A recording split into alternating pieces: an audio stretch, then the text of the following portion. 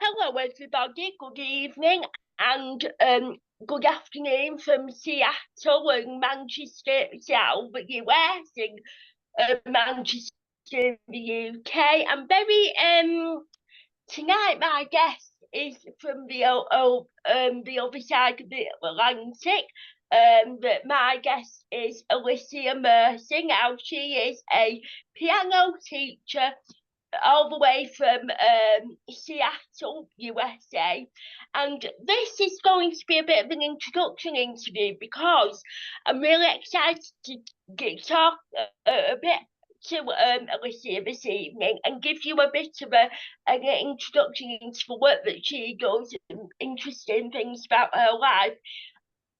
Because me and Alyssa are going to be collaborating in the near future on a series about classical composers' favourite piano pieces and favourite movies that classical music appears in and some of the stories from her students.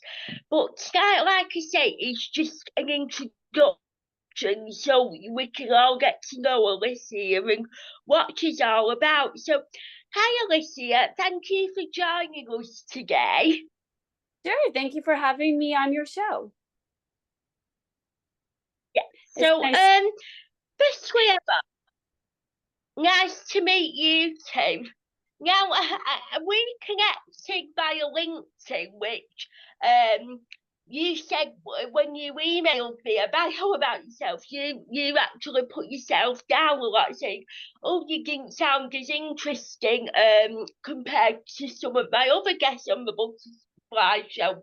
But I would strongly disagree with that. I think there are some elements of your life that are really interesting, and I'm really looking forward to chatting with you and collaborating with you in the near future.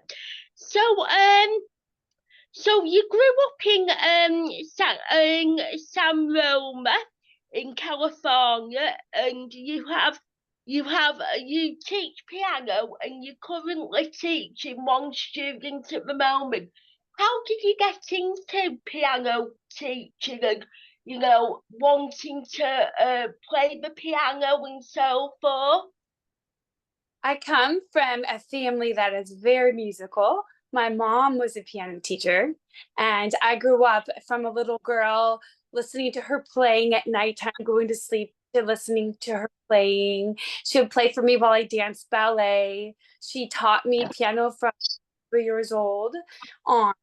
And I loved watching her teach. She got me even better so I could be my best, so she could make sure that I had the best musical education. And I went to BYU, and I actually did elementary education with an emphasis in music and piano. And I wasn't sure if I wanted to be an elementary school teacher or if I wanted to be a piano teacher at the time, because I love children and I absolutely love classical music. I love new age music. I love all music, but classical is definitely my most favorite. And I was in the school system, and I did a lot of student teaching. And I decided for a long time that I wanted to definitely do music, that was my passion. And so I wound up getting jobs in schools as a music teacher and having piano students on the side. And I got really lucky because one of the schools that I worked at had a piano studio. And so for about 12 years, I actually had a piano studio in the school, and I would do music classes during the day with children. And then after school, my studio was open until 6 p.m. and I would teach from around 2:30 p.m. to 6 p.m. and get to individual lessons with the children. So very lovely. It was a perfect for me and what I was interested in, because I love music and I love piano, but I love teaching. So I got to do all of it. So COVID, and I wound up just teaching piano individually. So that's what I'm doing now. But I'm interested in going back into the schools later on again. Of course. And obviously, classical music and ballet go really well together. And I'm a huge fan of, classical music and ballet myself. So maybe we could explore that more in the mini series that we're going to be doing. So you have one student who is now doing concerts, performing the piano at concert level. That must be a very proud moment for you as a teacher. It is, and it's a very interesting story because I would start teaching after 6 p.m. and sometimes on Saturdays in some neighborhoods where near the school that I taught at, because the kids would, at 12 years old, they were done with that school, and a lot of them still wanted me to be their piano teacher until they went to college, and I really loved them. I have some children from 6 years old, and I've taught all the way till 18 years old. That's how old I am now.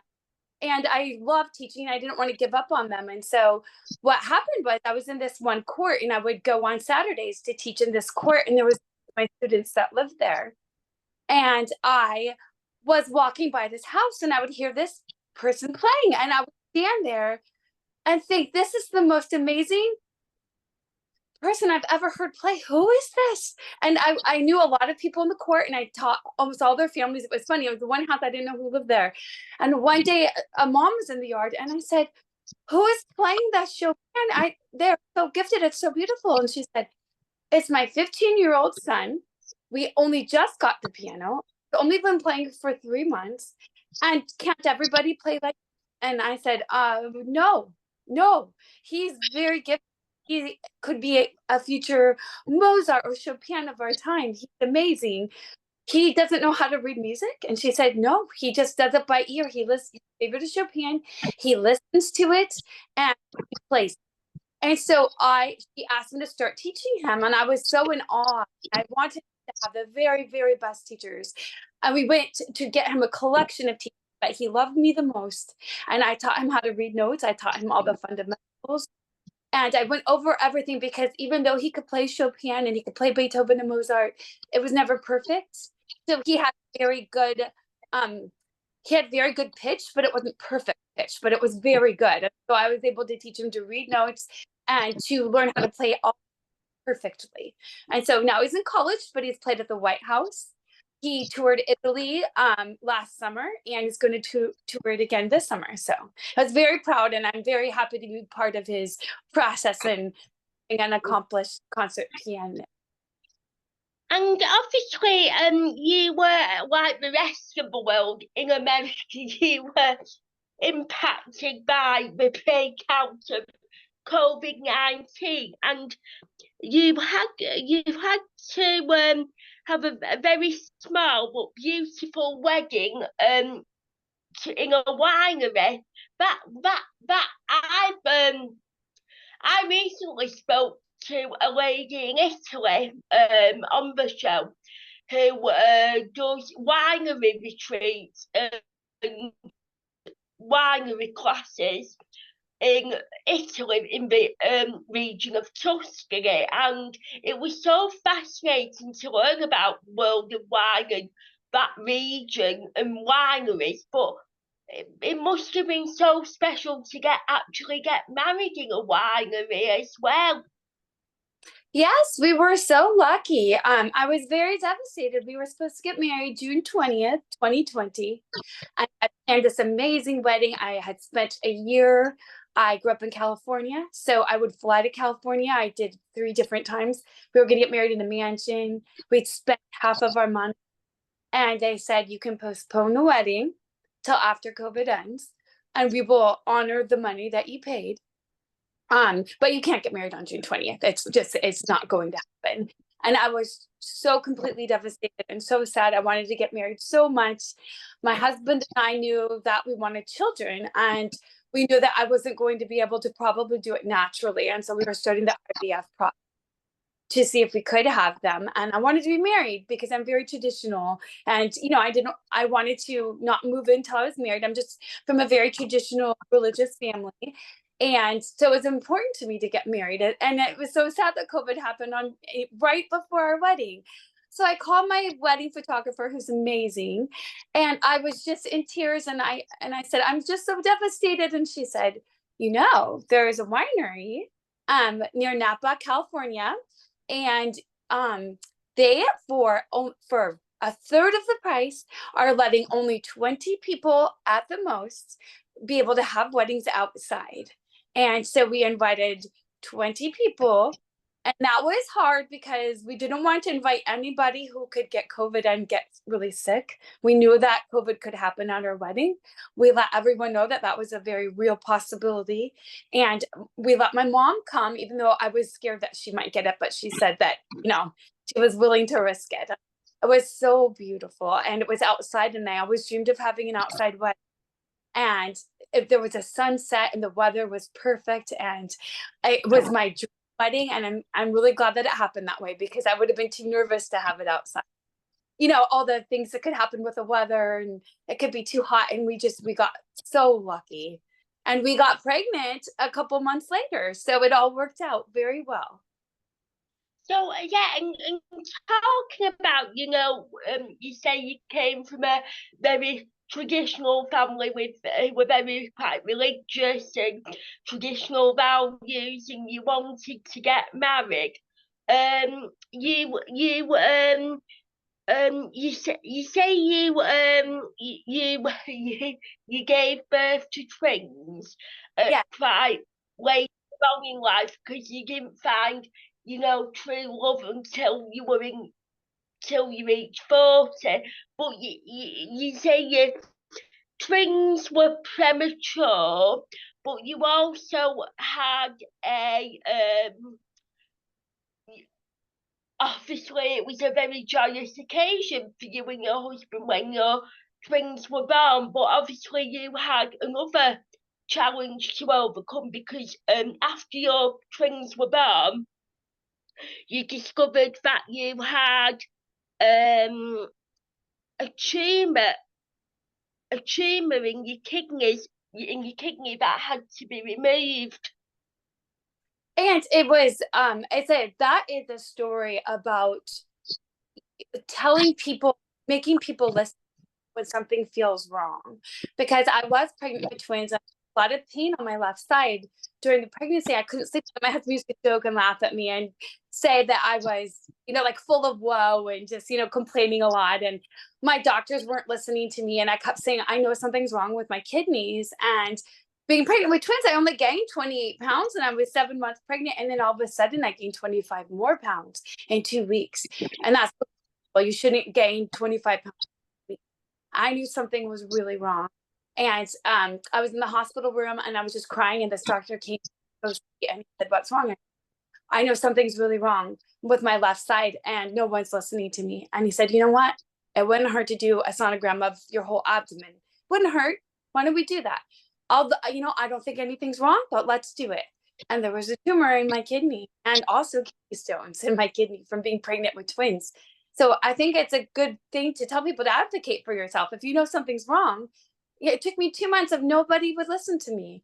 And it is a very rare, unusual tumor. They thought it was renal cell carcinoma. They gave me an 8% chance that it was, and the word cancer is really scary. And so that's what we thought it was. And I found out the day they were born that I had this. And so it was a crazy first story, because I was in a beautiful hospital in a beautiful wing in Seattle. I could see the Puget Sound. I could see city buildings, beautiful husband.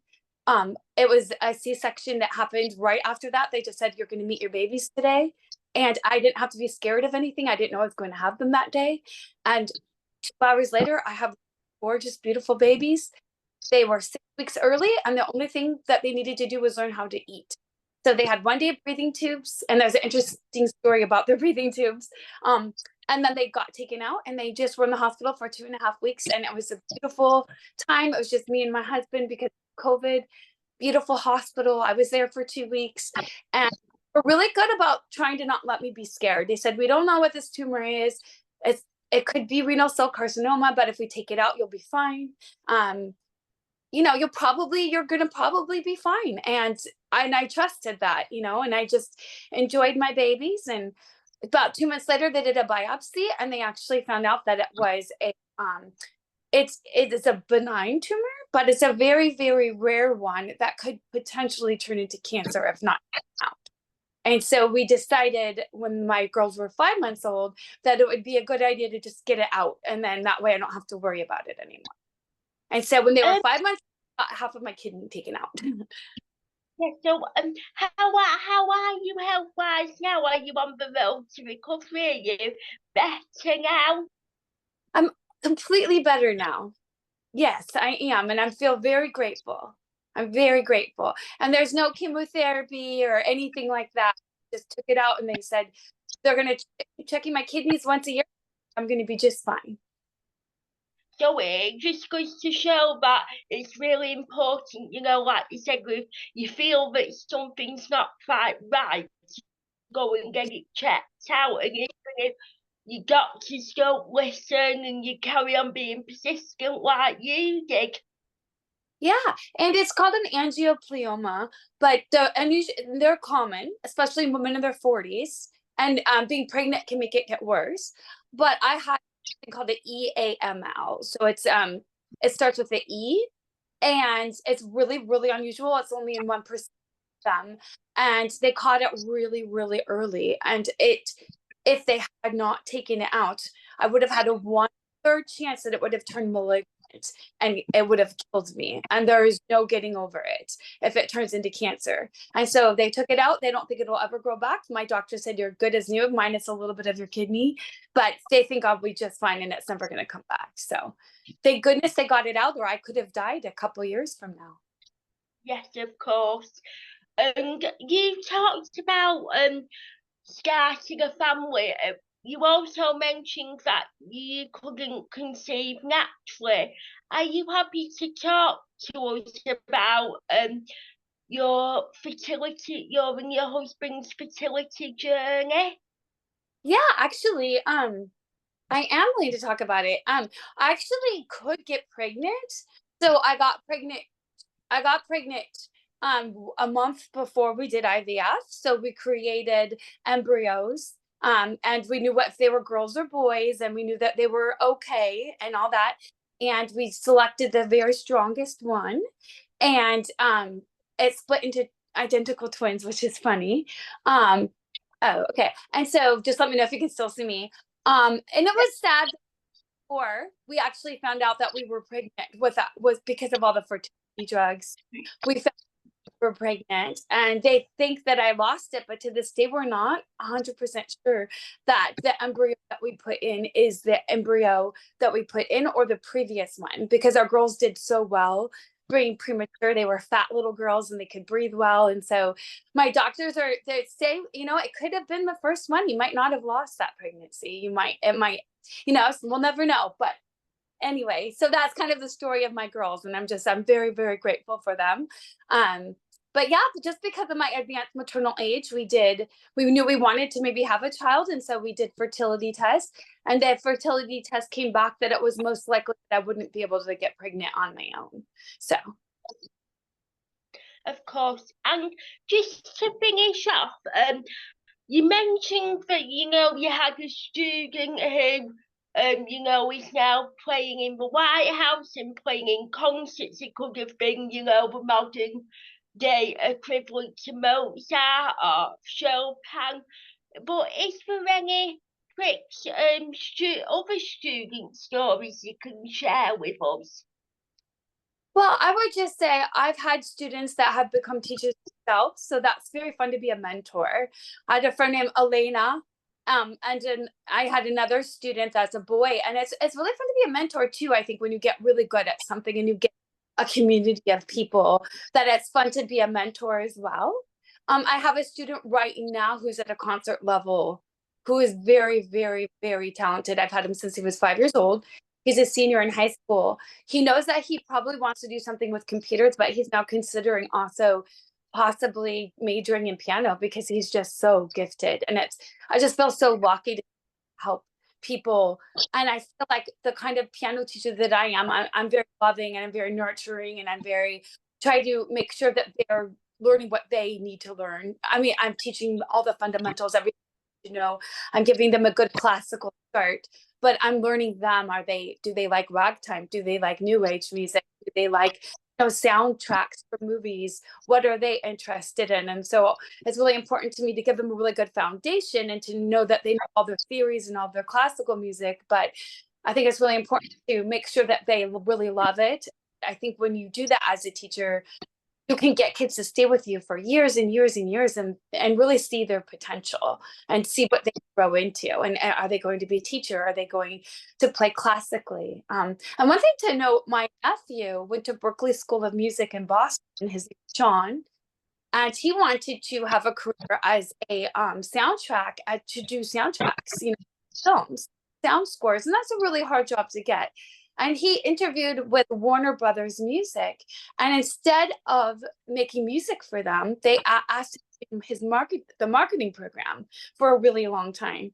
And he also worked with Coachella, which is a huge music festival in America every year, and he's helped a lot with that. And so I think it's also interesting to see, if you really love music, what more can you do with it? Besides being, you can teach it, you can do voice classes, you can sing musically, you can dance. I mean, there's so many forms of expression in music, and it's really fun to foster that and to see what each child has and to bring that out in them. And it may not be to be a concert pianist. Like my nephew, he is so enjoying doing marketing for Warner Brothers and working with Coachella. And, it's fascinating to see the different things you can do with when you have a passion.